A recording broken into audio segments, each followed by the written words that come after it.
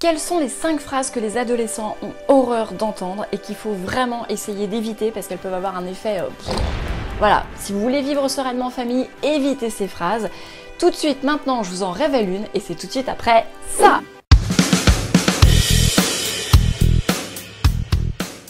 Bonjour, moi c'est Noël Peloton, bienvenue sur ma chaîne pour accompagner les adolescents à révéler tout leur potentiel, mais également les parents pour mieux les accompagner et les épanouir. Alors dans cette première vidéo, une première phrase et les autres suivront dans 4 autres vidéos. Je reviens sur une phrase que ma fille m'a dite, donc c'est vraiment limite une expérience personnelle.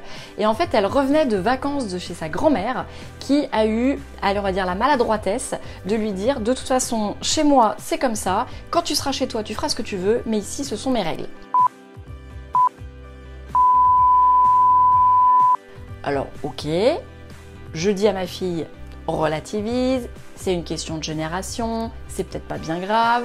Et là, ma fille me sort, ah non mais maman, t'as pas idée, moi j'ai plein de copines à qui leurs parents leur disent exactement la même chose. C'est-à-dire, t'es pas chez toi, quand tu seras chez toi, tu feras ce que tu veux, mais pour l'instant, c'est comme ça. Et là, gros flashback. J'ai compris pourquoi moi-même j'avais eu la chance de pas le dire à mes adolescents, tout simplement parce que mes parents me l'avaient dit. Ils me disaient pareil. On se dit quoi selon vous quand on est ado et qu'on entend ça, sérieusement?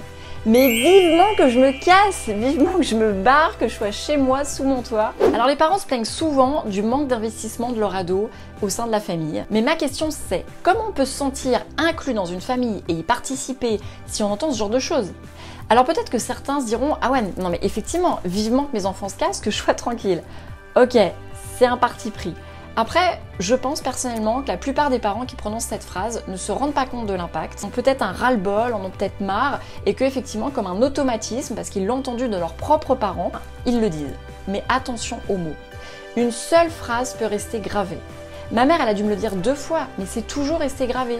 Intimement, je me sentais pas vraiment chez moi. Comment l'adolescent peut se sentir bien s'il se dit que la maison est pas à lui, que quelque part, il n'est pas chez lui? Ça peut avoir des conséquences importantes. Allez, on va faire un petit jeu.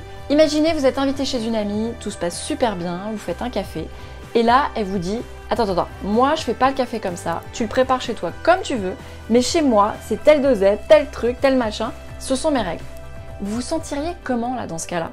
Est-ce que vous auriez envie de passer du temps dans le salon avec elle? Est-ce que vous auriez envie de vous confier? Vous vous sentiriez vraiment bien chez elle? Alors transposez ça à l'adolescent. Et après, on se demande pourquoi les adolescents restent dans leur chambre ou qui sont tout le temps en vadrouille. Pourquoi il n'y a plus de dialogue? Alors oui, il peut y avoir plusieurs raisons qui n'ont rien à voir avec cette phrase, bien évidemment. Mais quand même, ça peut représenter en fait la goutte qui fait déborder le vase. Le jeune, il a besoin de se sentir en sécurité. Il a besoin de se sentir accueilli dans son foyer, d'avoir sa bulle. C'est limite vital. Vous voulez responsabiliser un jeune? Alors essayez de faire le maximum déjà pour qu'il se sente chez lui, investi, se sentir responsable du lieu, mais aussi des projets familiaux dans la maison, de ce qu'on va acheter en termes de déco, en termes de, je sais pas, d'enceinte ou autre, de ce qu'on va préparer à manger. Ça fait tellement la différence. Mais vous avez même pas idée. Allez, pensez-y. En attendant, je vous donne rendez-vous la semaine prochaine pour la 2e phrase à ne surtout pas dire à son adolescent. Ces phrases d'ailleurs, elles m'ont été inspirées par les adolescents eux-mêmes. Et en attendant, je vous fais plein de gros bisous. À très bientôt.